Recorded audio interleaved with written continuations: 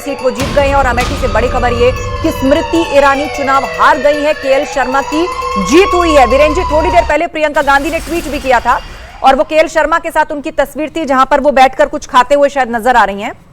कुछ साल पुरानी तस्वीर वो लग रही है, उसमें वो बड़े सेंटिमेंटल होकर लिख रही हैं कि भैया कहकर के संबोधित कर रही हैं और कह रही हैं कि मुझे तो मालूम था कि आप अमेठी से जरूर जीतेंगे। और देखिए अब वास्तविक नतीजा आ गया है, स्मृति ईरानी केंद्रीय मंत्री चुनाव हार गई हैं अमेठी से। बिल्कुल। और भारतीय जनता पार्टी की तरफ से जो आरोप लगाए जा रहे थे उनके प्रत्याशी पर कि बाहरी हैं, उस पर भी पुरजोर तरीके से उन्होंने बात रखी थी कि जमीनी स्तर से जुड़े हुए हैं और अक्सर अमेठी की जनता के साथ वो रहते हैं।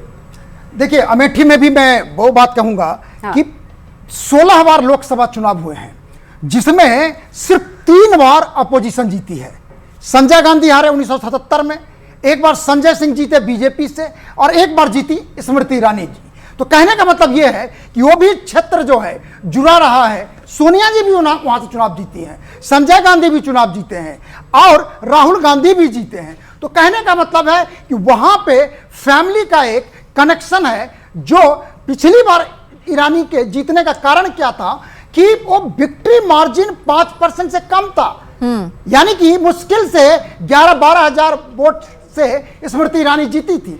और अब की बार उनको काफी वोटों से कांग्रेस का कैंडिडेट हराया है। और जो कैंडिडेट है वो समझिए एक तरह से सरनेम भले नहीं गांधी है, लेकिन उसको आप गांधी ही समझिए, क्योंकि पिछला रिश्ता 40 वर्षों से है उनका।